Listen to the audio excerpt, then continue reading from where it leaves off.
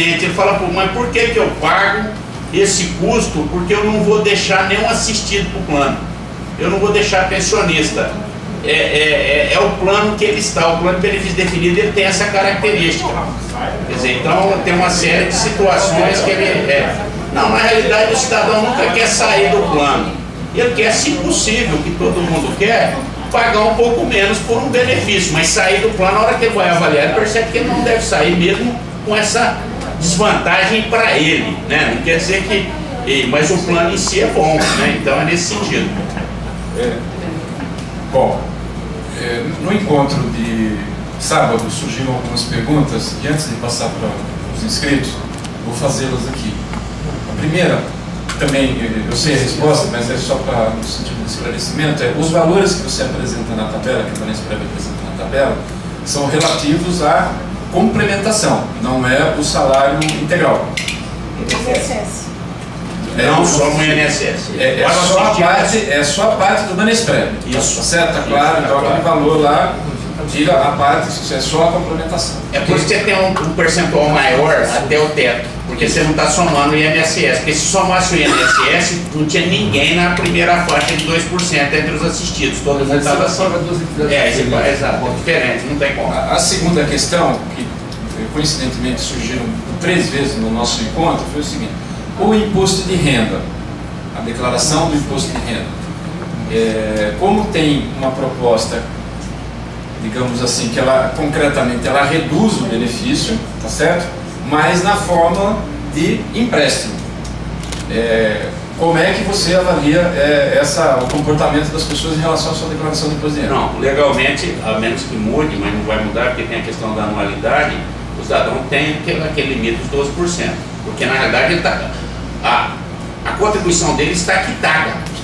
Vamos pensar essa hipótese, Rita.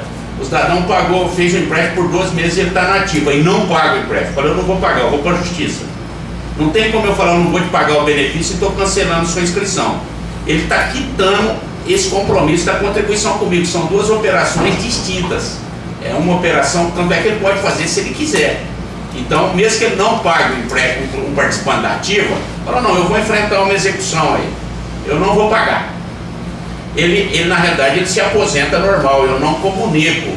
Só tem uma hipótese que ele pode perder isso. Se ele resolver sair do plano e for resgatar, porque aí consta uma cláusula do contrato que se eu for resgatar, eu vou descontar o empréstimo dele, mas isso é uma cláusula que consta para todos. Mas dá para questionar judicialmente, né? E que também dá para, não, lembra? Dá para questionar judicialmente, já tivemos uma tese preliminar que fala, ó, não pode. Então, mas como regra você tem que se garantir. Uma última questão, que embora você já tenha respondido e já tenha escrito sobre isso, e a gente também já tenha falado, mas as pessoas gostariam de saber de viva voz. Até quando? Foram 4 perguntas. Foram 4 perguntas. Eu sei a resposta, né? De novo, eu sei a resposta, mas assim, é para que a gente possa ter isso de viva voz aqui, que é uma pergunta, uma aflição, uma angústia das pessoas. Bom, e até quando, né? Porque já que vai acumulando um empréstimo ano a ano, tem qual é o horizonte que o Banesprev trabalha. Então, não, nós estamos estudando, o que nós temos dos estudos, que são estudos científicos e que tem algumas questões comportamentais, o plano se equilibra em 7, 8 anos. De uma forma otimista, o plano se equilibra em 5 anos. E em 10 anos, o plano com a contribuição extraordinária ele se equilibra. Esses mesmos estudos indicam que se eu não tiver a contribuição extraordinária, observe que eu não estou falando quem vai pagar. Estou dizendo o seguinte, se eu não tiver a contribuição extraordinária, o plano entra num risco muito semelhante a um cara ou coroa. Você vai jogar uma moeda para cima e em 20 anos, se a moeda, se você apostou no cara e não der cara, der coroa, o plano se inviabiliza. Então, na realidade, são essas duas, mas são estudos que tiram a fotografia nesse momento. Seria como se a gente se reunisse e falasse, ó, o ano que vem, né, pô, nós vamos reunir aquele exemplo que eu falo, assim, mas em outros ambientes, em ambiente acadêmico. Nós vamos nos reunir para tirar uma fotografia aqui nesse auditório às 15h30, no dia 14 de março. E todos nós estaremos aqui e falaremos da nossa vida. Alguma coisa vai ter mudado, você pode ter certeza. Se vai para 20 pessoas, vai para 1000, vai para 2000. Um não vai poder vir porque está doente, o outro porque foi para a Austrália, ou estaremos aqui, mais um casou, ou ficou viúvo, quer dizer, surgem situações que mudam. Então, o plano pode se viabilizar em 2, 3 anos. Mas as premissas indicam que o plano vai ficar assim ou vai se agravar um pouco no próximo 1, 2 anos. Mas nós temos um plano, esse eu quero falar para vocês. Eu tenho o plano de navegação do plano, nós temos ele no visual, nós vamos entregar o plano. Ele está custando agora, não é fácil para nós também, mas nós temos isso no visual, nós temos isso muito claro, porque se a gente não tivesse isso muito claro, nós estaríamos discutindo, ainda que fosse sofrer aqui com vocês muito mais, nós estaríamos discutindo, era redução de benefício, ajuste, porque é nossa obrigação, e não é para o mês que vem, não é para daqui 10 anos. Para daqui 10 anos o plano tem liquidez, todo mundo vai estar recebendo, não tenham dúvida disso. A nossa questão é para entregar o último benefício em todas as combinações possíveis. Então o estudo ele vai um pouco mais avante. Então é nesse sentido que, porque se o debate for imediato agora, fala, Jarbas, pode assustar o custeio? Agora pode, por exemplo, se a norma assim não determinasse. Vamos segurar isso por mais 5 anos, vai faltar dinheiro para a folha? Não vai faltar. Só que ele vai fazendo água no sentido, né, você está com a questão no casco que você precisa cuidar. Então é nesse sentido que é o plano de navegação do caso do plano 2. Camilo.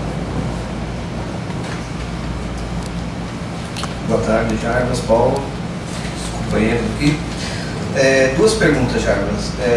Em março do ano passado, nós fomos a uma assembleia discutir uma proposta de equacionamento que era ou para os ativos e os assistidos.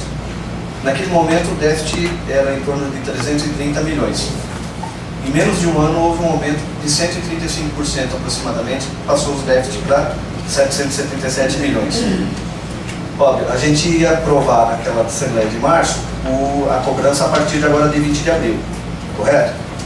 Então assim, a pergunta que eu faço é, não houve nenhum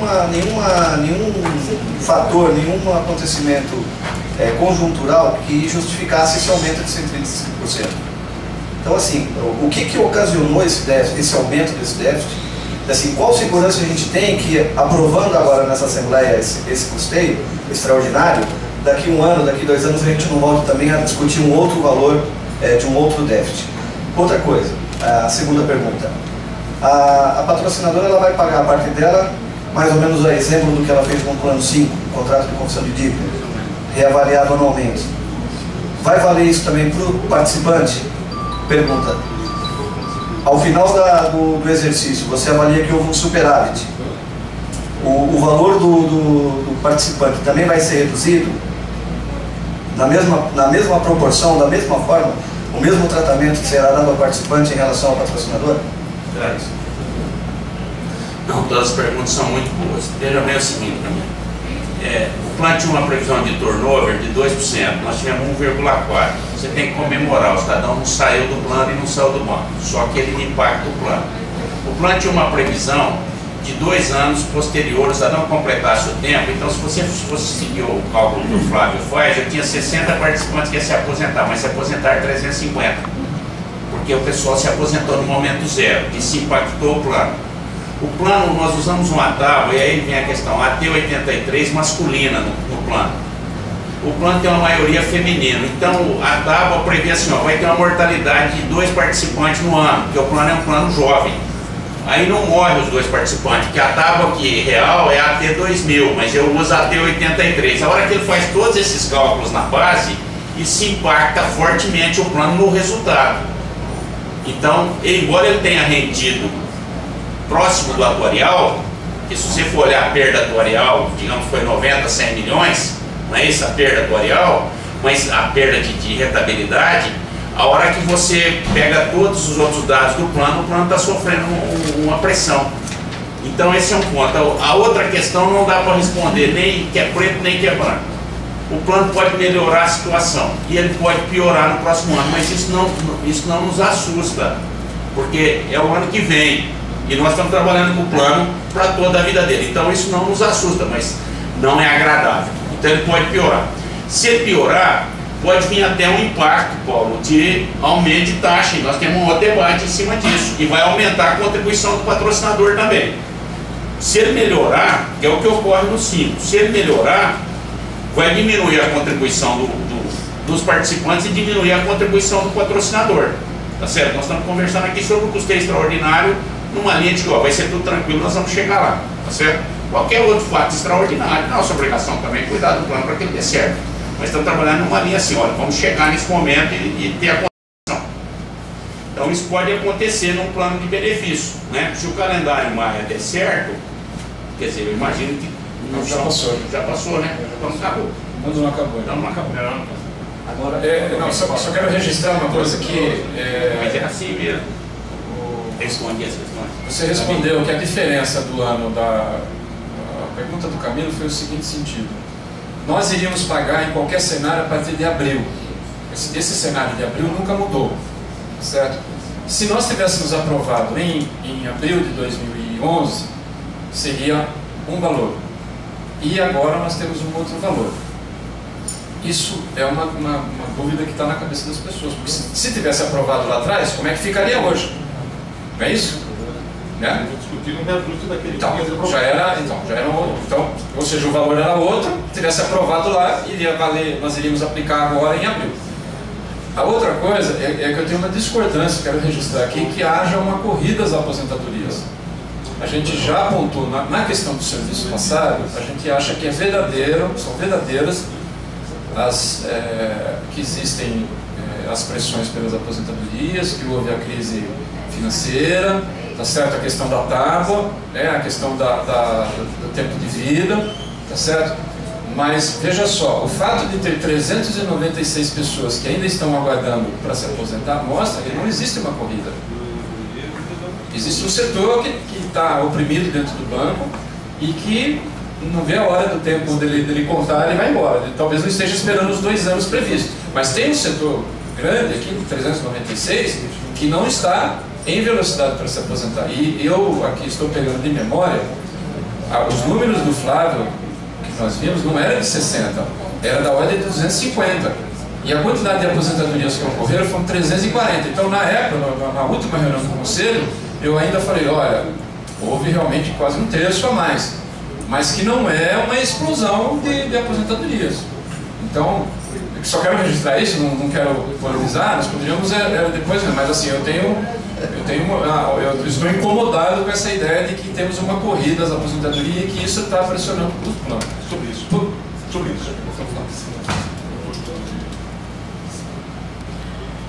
Com relação à corrida à aposentadoria, não é bem do participante, é do patrocinador. Eu acho que a primeira coisa tem que imputar a responsabilidade de quem é.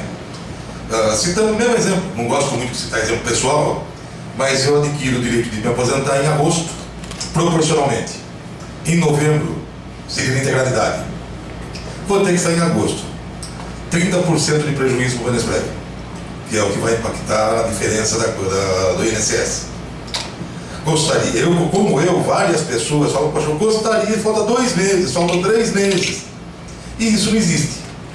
Então eu acho que aí tem que haver, também, eu sei que não é fácil, faz parte da nossa tarefa enquanto movimento sindical cobrar do banco, mas eu acho que o Venesprev também deveria apresentar ao patrocinador que esse impacto, desses 30%, por 2, 3 meses, você vai carregar para a vida toda no Venesprev.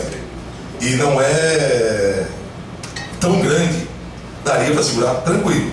Então a corrida ela se dá em função de uma obrigatoriedade do próprio patrocinador.